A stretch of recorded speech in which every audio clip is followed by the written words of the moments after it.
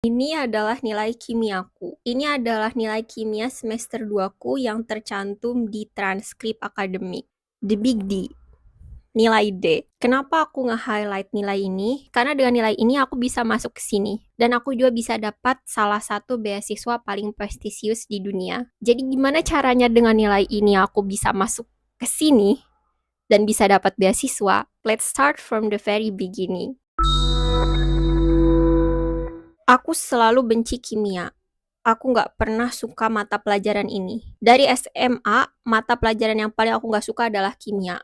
Aku nggak tahu apakah itu karena gurunya atau karena memang aku aja yang nggak ngerti, tapi intinya aku nggak pernah bisa dapat logika dari pelajaran ini. Dan ketika aku lulus dari SMA aku pun, aku dapat nilai kimia yang nggak begitu bagus. Pas-pasan nilainya. Tapi dengan nilai kimia yang pas-pasan itu, aku bisa masuk ke sini. Aku masuk ITB, dengan jalur waktu itu namanya SNMPTN, jadi kita masuk tanpa tes tulis, cuman ngasihin nilai rapor doang. Aku bisa masuk ke universitas yang katanya salah satu universitas paling susah dimasukin di Indonesia, arguable, tapi it's still ITB, right? Nah, di ITB ini, aku sempat punya pikiran naif bahwa aku nggak akan ketemu lagi dengan musuh bebuyutanku.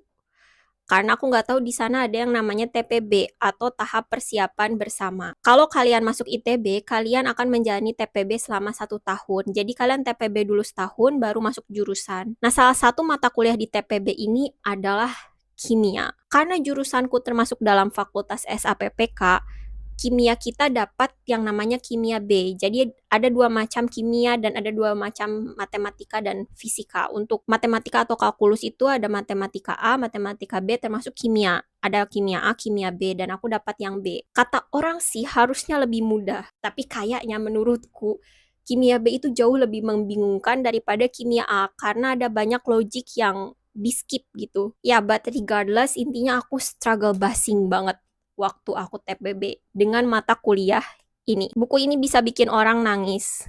Seriously, it's so hard understanding kimia. Menurutku dia betul-betul salah satu mata kuliah yang aku nggak dapat get it logiknya. Dan ya ini adalah buku yang menghuni mimpi buruku selama 1 tahun itu TPB. Dan surprise, nilaiku jelek banget.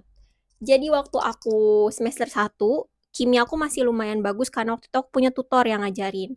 Nah, giliran udah semester 2, all hell's break loose. Aku udah nggak punya tutor lagi dan akhirnya aku mendapatkan nilai ini. Jadi ceritanya gimana?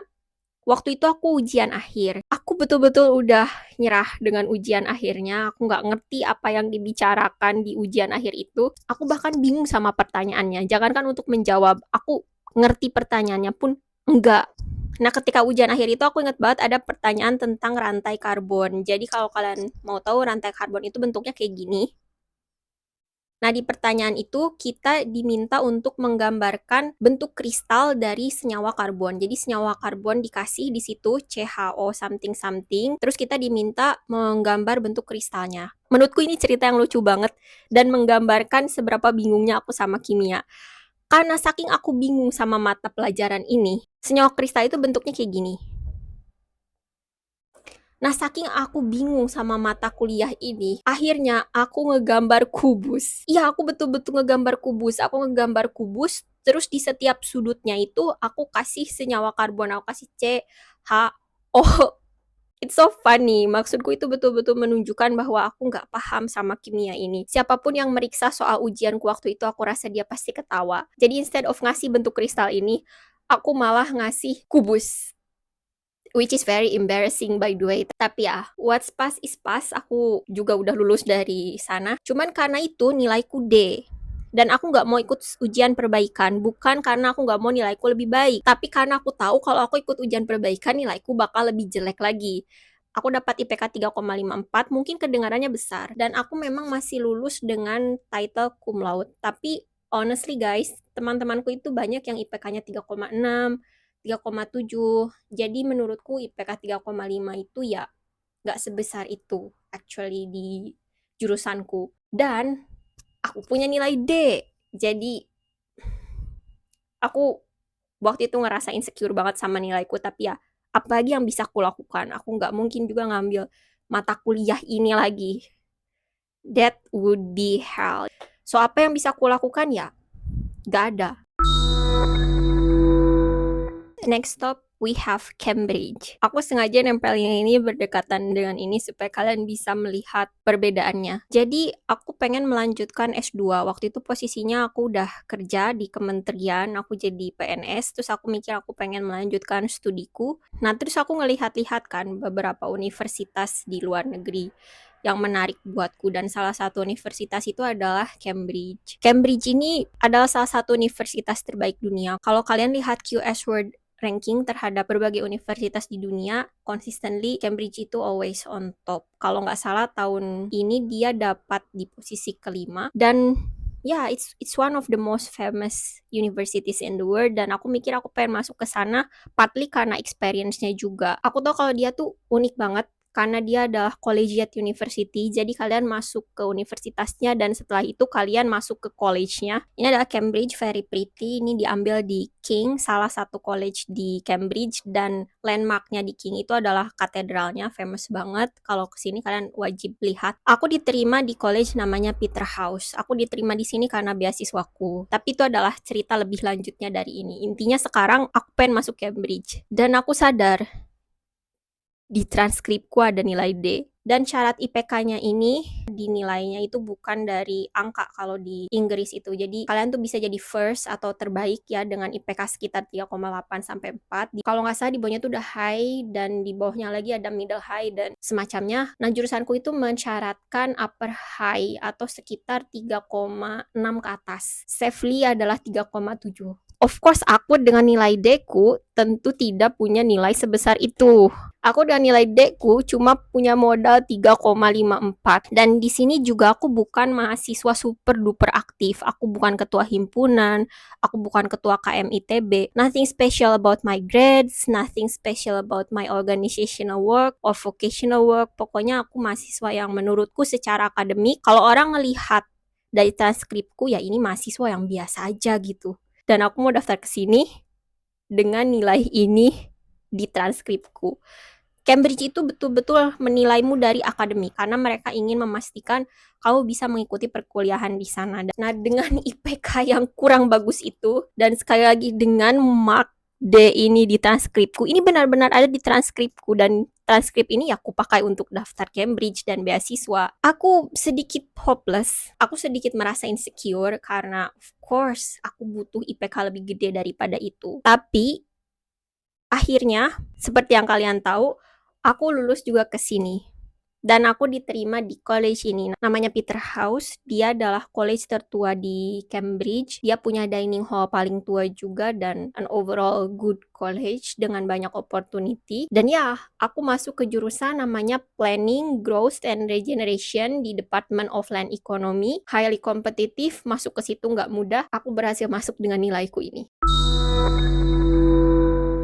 Jardine Matheson Foundation. Mereka adalah perusahaan konglomerat, asalnya itu dari Inggris, tapi base mereka di Hong Kong. Kalau kalian bertanya-tanya kenapa perusahaan di Inggris, tapi base-nya di Hong Kong, jawabannya adalah kolonialisme. Jadi kalau kalian nggak tahu, dulu Hong Kong itu adalah koloninya Inggris. Tapi Jardine ini special case, karena mereka literally adalah salah satu perusahaan paling sukses dan paling besar di sana. Jadi Jardine Matheson ini punya semacam CSR namanya Jardine Foundation. Jardine Foundation ini memberikan salah satunya adalah beasiswa. Tapi uniknya beasiswanya ini khusus untuk belajar di Oxford atau Cambridge. For notes aja, mungkin kalian gak akrab dengan nama Jardine Matheson, tapi dia itu adalah pemilik dari salah satunya Astra International kalau di kita, dan juga retail group namanya DFI, yang mereka salah satunya punya IKEA dan 7-Eleven. Salah satu universitas yang kerjasama dengan Jardine Matheson Foundation adalah ITB.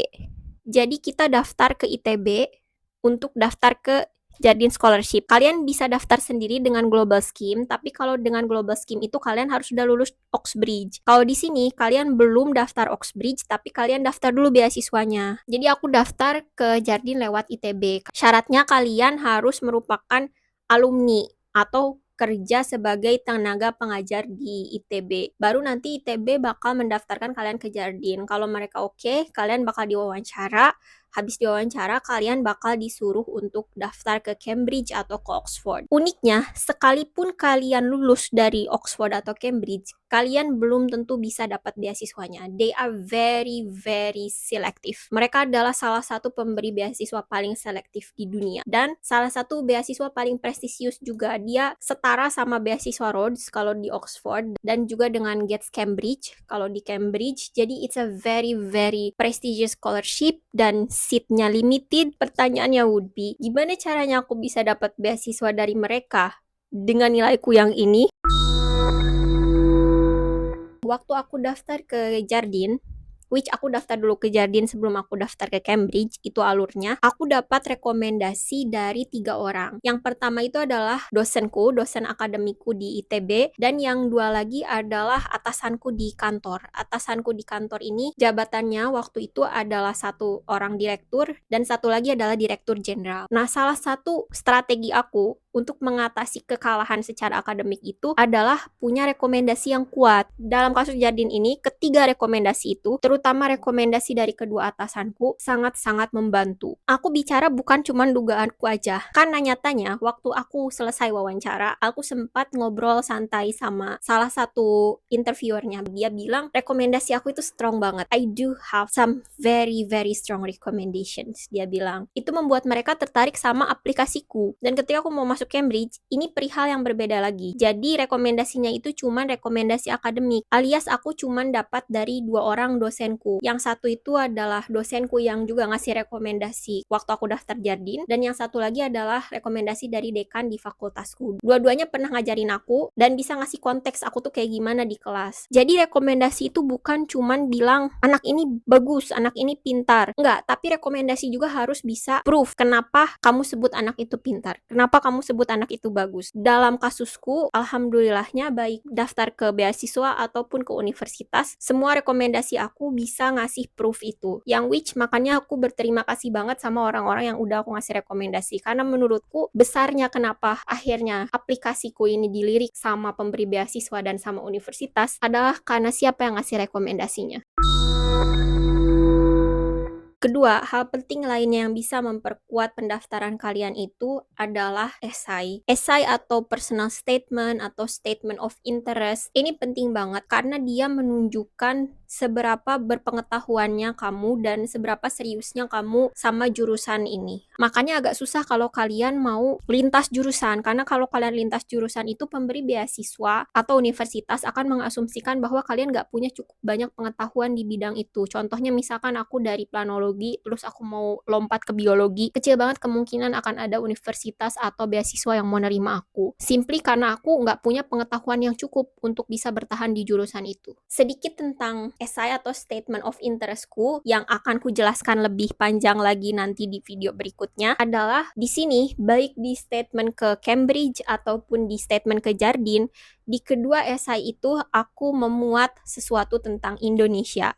Karena aku paling paham Indonesia, dan karena dalam persepsiku saat itu aku akan melanjutkan pekerjaanku di Indonesia. Jadi of course paling masuk akal kalau aku mengambil topik tentang Indonesia. Aku juga banyak membawa teori tentang urban planning, tapi bukan cuman ngasih tahu kamu punya teori itu, tapi kamu harus bisa menunjukkan kalau kamu tuh paham dengan teori itu. Aku ngebahas sedikit tentang Jane Jacob, tentang Ebenezer Howard, tentang konsep Garden City, Radiant City. Aku juga nggak cuman bahas konsepnya, tapi aku ngasih kritikku terhadap konsep itu. Dan nggak lupa aku juga memberikan perspektif tentang masalah yang ada di Indonesia. Salah satunya tentang kemacetan, tentang penggunaan lahan, hal teknis praktis yang terjadi di kehidupan sehari-hari. Dan kalau dibilang inovasi, ini adalah inovasi yang ku-offer tentang land value capture. Misalkan ada pembangunan infrastruktur di suatu tempat, nah terus kemudian tempat itu jadi maju, jadi banyak investasinya. Yang gimana caranya pemerintah ini bisa dapat keuntungan dari investasi itu, yang kemudian nanti keuntungannya digunakan untuk publik. Kurang lebih itu konsepnya. Aku mengombinasikan semua itu tentang Indonesia, pengetahuanku tentang PWK, permasalahan dan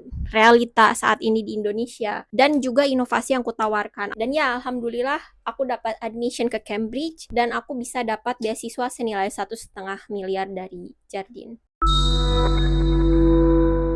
Jadi apa poinku dengan video ini adalah supaya kalian nggak putus asa dengan nilai yang kalian dapatkan atau dengan kondisi apapun dalam hidup kalian. Menurutku yang paling penting adalah kalian punya strategi, kalian punya rencana supaya apapun kesulitan kalian itu, contohnya nilai D ini yang kayak batu besar di hadapanku, yang menghambatku untuk kemana-mana, gimana caranya supaya hal ini nggak jadi batu sandungan. Jangan kalah sebelum kalian mulai. Jadi jangan self-defeating. Kalau kalian mau daftar ke Cambridge atau kalian mau daftar beasiswa apapun itu, ya jangan kalah sebelum kalian daftar. Coba daftar dulu aja, baru setelah itu kalau misalkan nggak diterima ya evaluasi diri dan daftar lagi ke tempat lain. Dengan nilai D, kalian tetap bisa masuk ke Cambridge dan kalian tetap bisa dapat beasiswa prestisius. I think that's all that I'm going to talk about for today's video. Aku yang bicara lebih banyak lagi soal admissionku karena aku rasa itu bisa membantu orang-orang yang lagi dalam proses admission juga. If you are interested in that, like, subscribe, and comment down below, and see you guys on the next video.